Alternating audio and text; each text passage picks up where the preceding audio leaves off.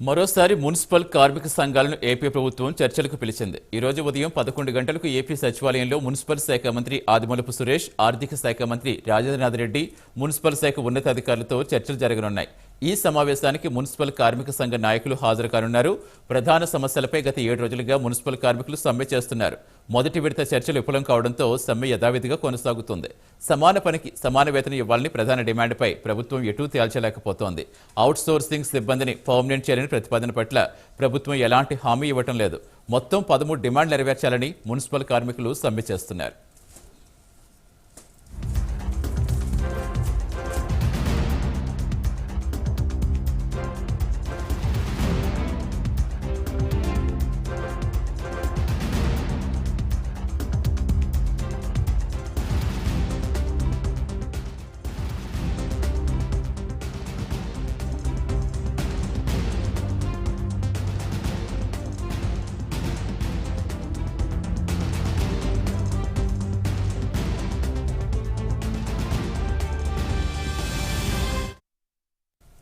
మరోసారి మున్సిపల్ కార్మిక సంఘాలను ఏపీ ప్రభుత్వం చర్చలకు పిలిచింది. ఈ రోజు ఉదయం 11 గంటలకు ఏపీ సచివాలయంలో మున్సిపల్ శాఖ మంత్రి ఆదిమూలపు సురేష్, ఆర్థిక శాఖ మంత్రి రాజేంద్రనాథ్ రెడ్డి, మున్సిపల్ శాఖ ఉన్నతాధికారులతో చర్చలు జరగనున్నాయి.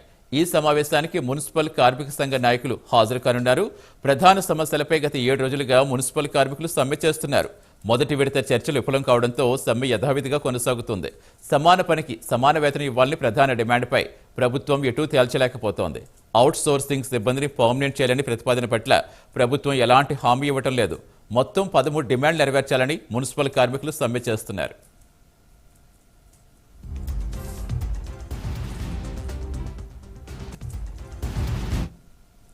పూర్తి సమాచారం ఇచ్చేందుకు మా కరెస్పాండెంట్ రవికృష్ణ జరుగుతున్నారు. Good morning Ravikrishna. So municipal కార్మికులతో చర్చలు ఈ రోజున ఫలప్రదమయ్యే అవకాశం కనిపిస్తోందా? Good morning Satish. ఈ రోజు మున్సిపల్ కార్మికుల సమ్మె 8వ రోజుకు చేరుకుంది.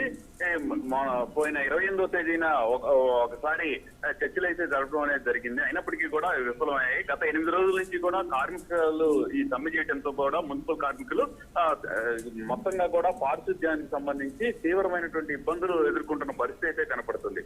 అయితే 28వ తేదీ నుంచి 28వ తేదీన ఒకసారి చర్చలకు పిలిచినప్పుడు కూడా అక్కడ వచ్చినటువంటి ఏదైతే కార్మిక సంఘాలు ఉన్నాయో ఆ కార్మిక సంఘాలు అయితే మాత్రం తమ ప్రతిపాదనలు అయితే తెలియజేయడం జరిగింది. ముఖ్యంగా కూడా వాళ్ళు కోరుకుంటుంది ఒకటే, ఏదైతే ఈ శాలరీకి సంబంధించిన అంశం ముఖ్యంగా ప్రధానంగా కూడా ప్రస్తావిస్తున్నారు. అదే విధంగా కూడా పర్మనెంట్ చేయాలని చెప్పి రెగ్యులర్ చేయాలని చెప్పి మున్సిపల్ కార్మికులు అయితే డిమాండ్ ప్రధానమైనటువంటి డిమాండ్ గా చెప్తున్నటువంటి పరిస్థితి ఉంది.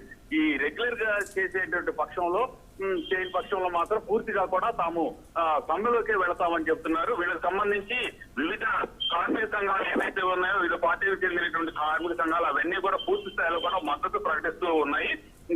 గత 2 రోజుల నుంచి కూడా ఈ మున్సిపల్ కార్మికుల సమ్మె నేపథ్యంలో నగరాల్లో కానీ ఇటు పట్టణాల్లో కానీ పెద్ద ఎత్తున కూడా పారిశుద్ధ్యానికి అంతరాయం ఏర్పడింది. ఈ నేపథ్యంలోనే మున్సిపల్ శాఖకు సంబంధించినటువంటి అధికారులు వాటిని తొలగించి వేసేందుకు కూడా చర్యలు తీసుకున్నారు. ఈ నేపథ్యంలో ప్రైవేట్ వ్యక్తులను తీసుకొచ్చి ఆ పారిశుద్ధ్య పనులు చేయించేటువంటి క్రమంలో ఇక్కడ ఎవరైతే మున్సిపల్ కార్మికులు ఉన్నారో వాళ్ళ పెద్ద ఎత్తున కూడా అడ్డుకోవడం అనేది జరిగింది. నేపథ్యంలో ప్రస్తుతం అయితే ఎక్కడ చూసినా కూడా పారిశుద్ధ్యానికి సంబంధించి తీవ్ర లోపం అయితే కనపడుతున్నటువంటి పరిస్థితి అయితే ఉంది. ఈ నేపథ్యంలోనే 2వ దఫా చర్చలకైతే పిలవడం జరిగింది. 2వ దఫా చర్చల్లో మొత్తం కూడా 13 డిమాండ్లు ఏవైతే ఉన్నాయో ఆ 13 డిమాండ్లతో కార్మిక సంఘాలు ఏవైతే ఉన్నాయో కార్మిక సంఘాలు ఈ రోజు 11 గంటలకి ఈ మున్సిపల్ శాఖ మంత్రి అయినటువంటి అదేవిధంగా కూడా ఆర్థిక శాఖ మంత్రి బొగ్గన, మున్సిపల్ శాఖ మంత్రి ఆయనతో కూడా చర్చలు నడిచేటువంటి పరిస్థితి అయితే ఉంది. ఈ నేపథ్యంలోనే పూర్తిగా కూడా ఈ రోజు చర్చలు ఫలప్రదం చేసేందుకు ఒక పక్కన ప్రభుత్వం ప్రయత్నిస్తుంది. కానీ వాళ్ళ ప్రధానమైనటువంటి డిమాండ్ ఏదైతే ఉందో ఇప్పుడు వాళ్ళ శాలరీ 21,000 ఉంది. 21,000 ఉన్నటువంటి శాలరీని 26,000కి పెంచాలని కోరుతున్నారు. అదే విధంగా కూడా కాంట్రాక్ట్ బేసిస్ లో ఉన్నటువంటి కార్మికులు ఎవరైతే ఉన్నారో వాళ్ళందరినీ కూడా రెగ్యులర్ చేయాలని చెప్పి వాళ్ళు ప్రధానంగా కూడా కోరుతున్న పరిస్థితి. ఈ నేపథ్యంలోనే ఈ రోజు చర్చలు నడుస్తూ ఉన్నాయి. ఈ 11 గంటలకు జరిగేటువంటి చర్చలు ఏవైతే ఉన్నాయో చర్చలకి సంబంధించి ఇప్పటికే అన్ని ఈ కార్మిక సంఘాలకు సంబంధించినటువంటి ఈ నాయకులు ఎవరైతే ఉన్నారో వాళ్ళందరూ కూడా పిలవడం జరిగింది.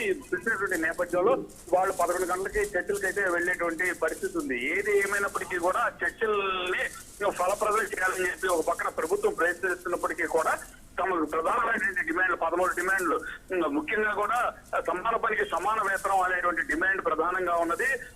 రెగ్యులర్ గా ఉన్నటువంటి వాళ్ళ శాలరీస్ కి ఇప్పుడు కాంట్రాక్ట్ బేసిస్ లో పనిచేస్తున్నటువంటి ఈ కార్మికుల శాలరీస్ కి కూడా తీవ్ర వ్యత్యాసం ఉన్నది. అదే విధంగా కూడా మహిళా కార్మికులకి పురుష కార్మికులకు సంబంధించిన అంశంలో కూడా తేడా ఉన్నటువంటి, వేతనాలకు సంబంధించిన విషయంలో కూడా తేడాలు ఉన్నటువంటి నేపథ్యంలో పూర్తిగా కూడా తమ డిమాండ్ సాధన కోసం అయితే కార్మికులు పట్టుబడుతున్న పరిస్థితి. 11 గంటలకైతే ఈ రోజు రెండో దఫా చర్చలు అయితే జరుగుతాయి అని చెప్పొచ్చు Satish. Right, thank you Ravikrishna.